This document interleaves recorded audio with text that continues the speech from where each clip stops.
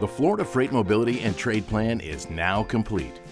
Before we move forward, let's take a look back and see how it all began.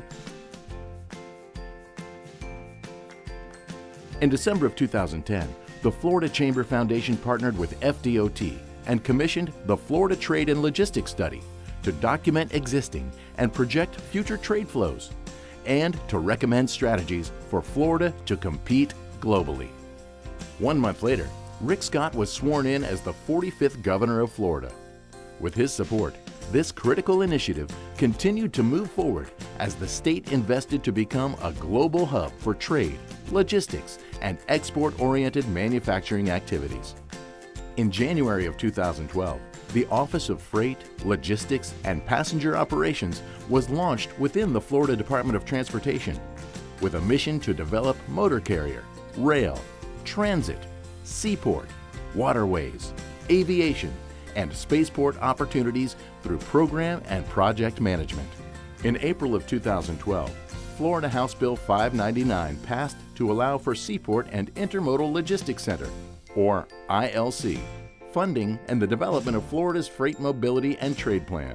Just 2 months later, in June of 2012, the U.S. Congress passed the Moving Ahead for Progress in the 21st Century Act, otherwise known as MAP 21, which encourages states to develop comprehensive freight plans.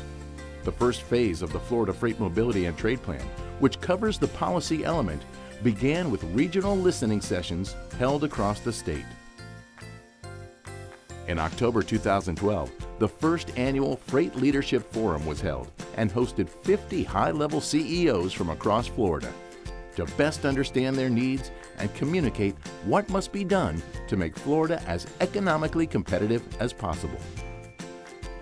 The following months saw a flurry of activity, including Business Forum 1 for scenario planning, Business Forum 2 for plan development.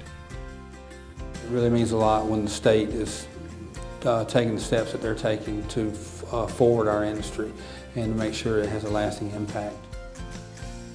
Webinars and continued plan development in January and February, and Business Forum 3 for plan review in March of 2013. More than 300 stakeholders participated in these activities. We're all in this together, and we have to have a very connected system in order for it to work.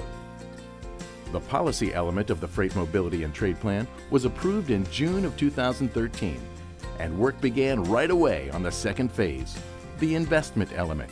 Stakeholder outreach for the investment element began with a series of online surveys and Business Forum 1 to develop criteria for prioritizing projects across all freight modes. Also in October of 2013, the Florida Chamber released their Trade and Logistics Study 2.0. In this document, Phase 2 established the business case for trade, identified key opportunities, and developed comprehensive goals and strategies. In November of 2013, FDOT hosted executives from across the state for the second annual Freight Leadership Forum, where the conversation of how to make Florida an international freight hub continued with great enthusiasm. To enhance dialogue and collect stakeholder information efficiently, a Freight Project Needs Survey web tool was developed and launched to capture freight project information from a variety of public and private partners. Throughout the spring and summer, FDOT continued to seek stakeholder input online and in person through a plan development webinar and at Business Forum 2, Plan Review. Outreach was key to ensure that the Freight Project Needs Survey held enough information to accurately prioritize projects. Florida Department of Transportation is doing the right things because they're asking the right questions. The second phase of the Freight Mobility and Trade Plan was approved in September 2014. FDOT and our partners have already begun implementation and will continue to work to make Florida a nationwide leader in freight mobility.